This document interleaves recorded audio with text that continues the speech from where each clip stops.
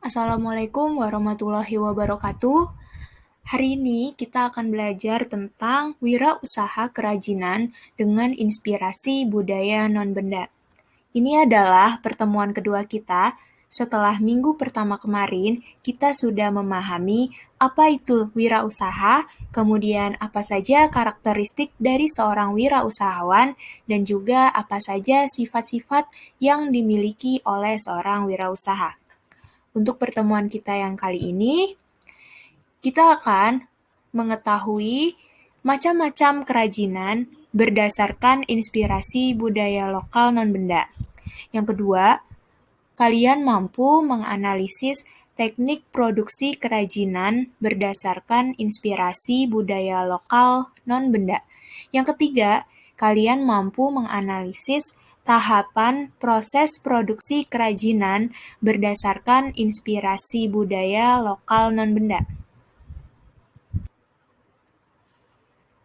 Selanjutnya ada faktor keberhasilan dari seorang wirausahawan. Faktor penyebab keberhasilan wirausahawan, yang pertama, itu harus jujur terhadap diri sendiri, terhadap orang lain, dan juga jujur terhadap tujuan yang akan dicapai. Yang kedua, harus punya sifat disiplin dan berani berbuat, karena memiliki potensi, bakat, pengalaman, dan pengetahuan pada bidang bisnis yang telah dipilihnya. Karena adanya keyakinan atau kepercayaan diri yang kuat dan karena memiliki fasilitas-fasilitas untuk menunjang kelancaran usahanya yang cukup memadai. Yang ketiga, dapat melaksanakan prinsip-prinsip manajemen dengan baik. Selain itu, yang menjadi modal utama untuk meraih keberhasilan dipengaruhi oleh hal-hal sebagai berikut. Yang pertama, memiliki pola pikir yang mengarah pada sikap dan kemauan untuk sukses. Kemudian yang kedua, memiliki kepribadian yang kuat untuk sukses. Yang ketiga, kecakapan dalam mengelola usaha untuk sukses. Yang keempat, menerapkan manajemen usaha yang baik. Yang kelima, berani menanggung resiko dalam usaha atau bisnisnya. Secara singkat, keberhasilan usaha atau bisnis wirausahawan dalam mengelola usahanya dapat diidentifikasi pada hal-hal seperti berikut. Yang pertama, sikap dan kemampuan serta tindakan-tindakan nyatanya. Yang kedua, keberanian untuk berinisiatif. Yang ketiga, kecakapan dan keahliannya yang sesuai dengan bidang usahanya. Yang keempat, memiliki pengalaman dan juga pendidikan yang relevan dengan usahanya.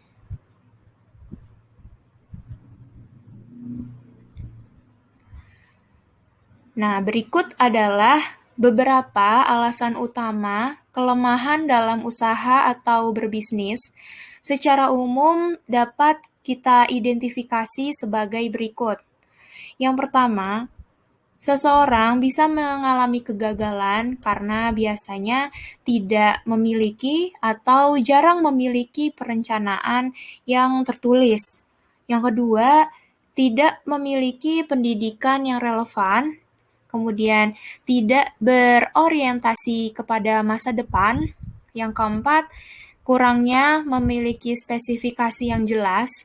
Yang kelima, jarang mengadakan inovasi. Yang keenam, tanpa pembukuan yang teratur. Yang ketujuh, tidak menganalisis pasar. Dan yang kedelapan, cepat puas diri. Sedangkan beberapa hal yang dapat menyebabkan kegagalan dalam berwirausaha antara lain sebagai berikut. Yang pertama, tidak adanya perencanaan yang matang. Selain perencanaan itu harus tertulis, harus dicatat, perencanaan pun harus dipilih secara matang. Yang kedua, bakat yang dimiliki itu tidak cocok atau tidak sesuai dengan usaha yang telah ia bangun. Yang ketiga, kurangnya memiliki pengalaman dalam dunia berbisnis. Yang keempat, tidak mempunyai semangat dalam berwirausaha. Yang kelima, kurangnya modal yang dia punya. Yang keenam, lemahnya dalam berwirausaha. Ketujuh, tidak mempunyai etos kerja yang tinggi. Namun, dalam kenyataannya, ternyata keberhasilan seorang wirausaha tidak mutlak tergantung pada pendidikan yang mereka miliki, tetapi justru tergantung pada kemauan dan juga keberanian mereka dalam memulai dan menjalankan usahanya. Hal ini terbukti banyak pula wirausahawan yang berpendidikan rendah tetapi bisa sukses dalam berwirausaha. Akan tetapi, hal ini bukan berarti pendidikan yang dimiliki seseorang tidak memiliki andil atau memiliki campur tangan dalam keberhasilan usaha seseorang. Selanjutnya kita masuk ke dalam perencanaan usaha kerajinan dengan inspirasi budaya non-benda. Budaya tradisional sebagai sumber inspirasi ini memiliki dua kelompok. Kelompok yang pertama yaitu budaya non-benda. Yang kedua yakni kelompok artefak atau objek budaya. Budaya non-benda ini diantaranya ada pantun, kemudian upacara adat, tarian, dan juga cerita rakyat. Sedangkan untuk artefak atau objek budaya, di antaranya ini contohnya adalah pakaian tradisional, wadah tradisional, senjata, dan juga rumah adat. Jadi bisa kalian bedakan ya. Budaya tradisional itu ada dua kelompok. Yang pertama budaya non-benda, yang kedua ada artefak. Yang pertama itu lebih kepada kegiatannya seperti pantun, upacara adat, tarian, cerita rakyat. Sedangkan kalau artefak ini adalah fisiknya. Seperti tarian pasti memiliki pakaian tradisional. Kemudian ada rumah adat. Kemudian ada senjata dan juga wadah tradisional. Setiap jenis budaya tradisi, baik non-benda maupun artefak, itu dapat menjadi sumber inspirasi untuk dikembangkan menjadi produk kerajinan. Nah, setiap daerah dapat mengembangkan kerajinan khas daerah yang mengambil inspirasi dari budaya tradisi daerahnya masing-masing. Kekayaan budaya tradisi Indonesia adalah kearifan lokal yang dapat menjadi sumber inspirasi yang tidak ada habisnya. Nah, di sini sudah dapat terlihat bahwa dalam mewujudkan suatu usaha kerajinan dengan inspirasi budaya non-benda, ini harus didukung oleh sumber daya, material, teknik, dan ide kerajinan dengan inspirasi budaya non-benda. Sumber daya yang dikelola dalam sebuah wirausaha dikenal dengan sebutan 6M, yakni ada man, yaitu manusia, money, yang artinya uang, material, yaitu bahan, machine atau peralatan, kemudian ada method atau cara kerja, dan ada market, yakni pasar. Wirausaha kerajinan dengan inspirasi budaya non-benda dapat dimulai dengan memilih potensi bahan baku terlebih dahulu. Kemudian keterampilan dalam memproduksi yang didukung oleh kemampuan seorang manusia dan juga mesin yang digunakan untuk memproses produk tersebut. Dan yang terakhir, budaya lokal yang ada di daerah setempat. Wirausaha kerajinan dengan inspirasi budaya akan menawarkan karya-karya kerajinan secara inovatif kepada pasaran. Nah, pasar sasaran atau market atau konsumen yang dituju dari produk kerajinan ini adalah orang-orang yang menghargai dan mencintai kebudayaan tradisional. Kemampuan mengatur keuangan seperti uang dalam modal ataupun untuk bahan produksi serta keuntungan bagi diri sendiri dalam kegiatan usaha akan menjamin keberlangsungan dan pengembangan usaha itu sendiri. Proses dari perancangan dan produksi kerajinan dengan inspirasi budaya non-benda, yakni adalah yang pertama, kita harus mengetahui pemilihan inspirasi dan juga melakukan perencanaan suatu ide produk kerajinan. Yang kedua, kita harus bisa membuat sketsa. Yang ketiga, kita harus bisa untuk melakukan pembuatan model kerajinan. Yang terakhir, dilanjutkan dengan pembuatan petunjuk produksi. Ide kerajinan dengan inspirasi budaya lokal akan dikembangkan menjadi produk kerajinan yang akan diproduksi dan siap untuk dijual. Dengan demikian, produk yang dihasilkan harus memiliki nilai estetik dan inovasi agar diminati oleh pasaran. Perancangan kerajinan dengan inspirasi budaya non-benda akan menerjemahkan sesuatu yang abstrak, yakni artinya tidak berbenda, menjadi benda yang berwujud. Contoh, inspirasi diambil dari sebuah cerita rakyat. Itu adalah salah satu contoh budaya yang tidak berbenda, menjadi sebuah diorama mini yang menggambarkan salah satu adegan dalam cerita rakyat tersebut. Atau contoh lain, kita bisa mengambil dari simbolis burung enggang. Simbolis burung enggang ini adalah contoh dari budaya tak berwujud atau tak berbenda. Burung enggang untuk dibuat menjadi ide seperti tekstil atau busana, yakni dalam wujud benda. Nah, bisa kita ketahui bahwa makna dari simbolis burung enggang yakni menceritakan seorang leluhur yang turun ke bumi memberikan perlindungan. Kemudian kata kuncinya dapat kita ambil yakni burung enggang dan juga sebuah perlindungan. Nah, apa kerajinan yang bisa diwujudkan? Seperti itu tadi, contohnya bisa menjadi barang-barang tekstil ataupun seperti busana daerah, ciri khas daerah, seperti itu. Oke, kita masuk ke dalam tahapan penerjemahan. Tahapan penerjemahan dalam perancangan dan produksi kerajinan, inspirasi budaya non-benda, ini meliputi pemahaman dahulu terhadap makna simbol, kemudian kita bisa mengetahui makna kata kunci yang dapat menjadi dasar dari pengembangan ide produk, mencari ide-ide fungsi dan bentuk kerajinan. Nah, yang pertama ini adalah pencarian ide produk. Ide bisa muncul secara tidak berurutan dan biasanya tidak lengkap secara tiba-tiba, tetapi dapat juga muncul secara utuh. Salah satu dari kita bisa saja memiliki ide tentang suatu bentuk unik yang akan dibuat. Ide bentuk tersebut akan menuntun kita untuk memikirkan teknik apa yang tepat digunakan dan juga produk apa yang tepat untuk membentuk produk tersebut.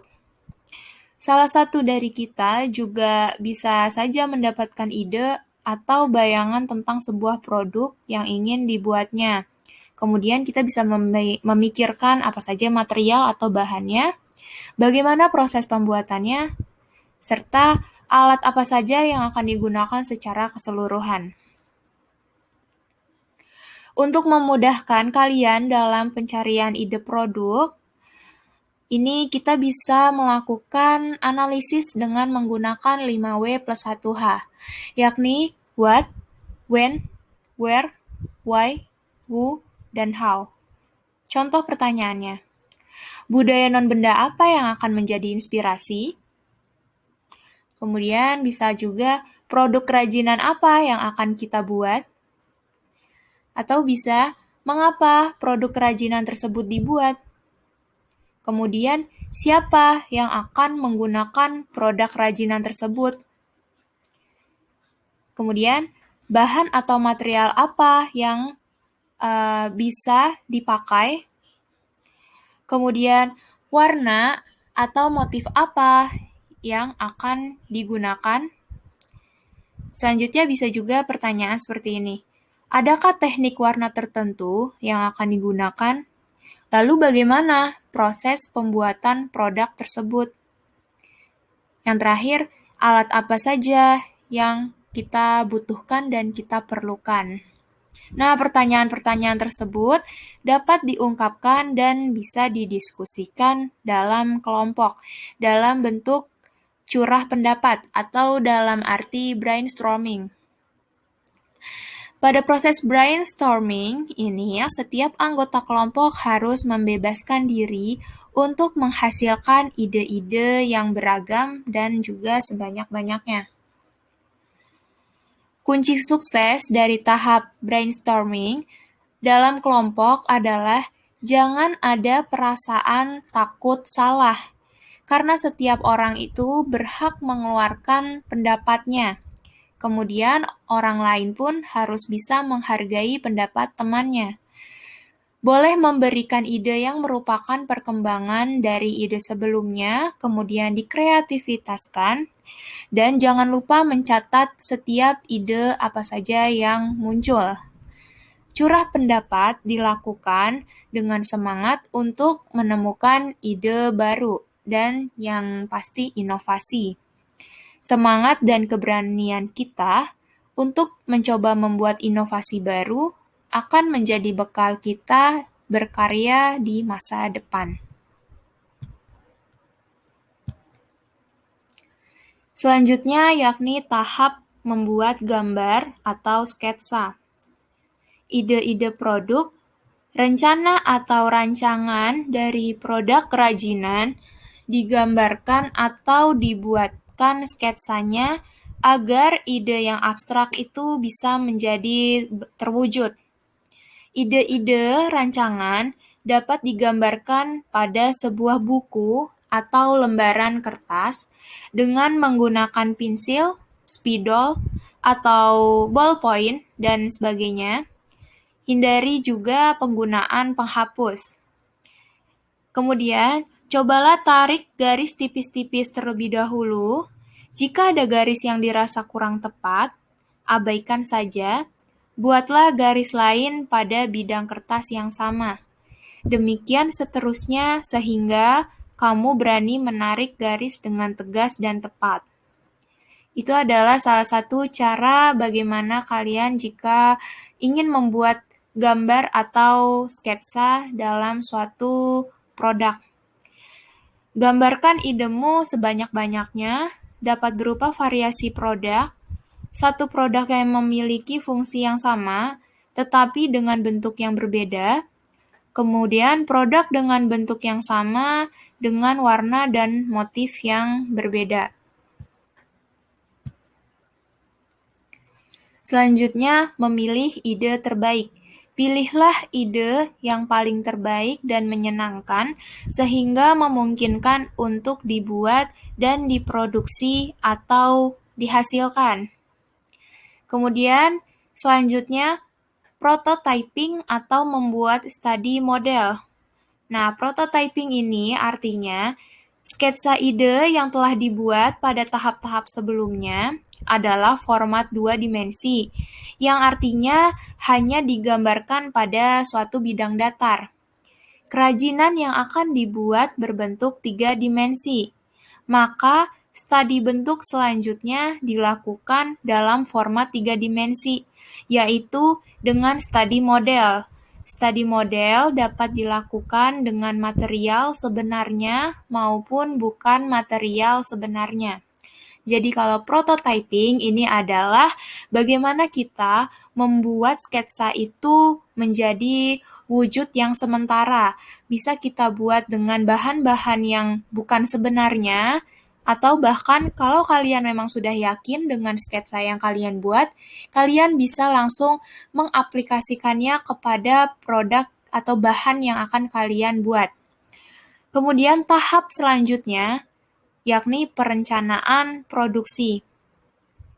Membuat perencanaan untuk proses produksi atau proses pembuatan kerajinan tersebut, prosedur dan langkah-langkah kerja itu dituliskan secara jelas dan detail agar pelaksanaan produksi dapat dilakukan dengan mudah dan juga terencana.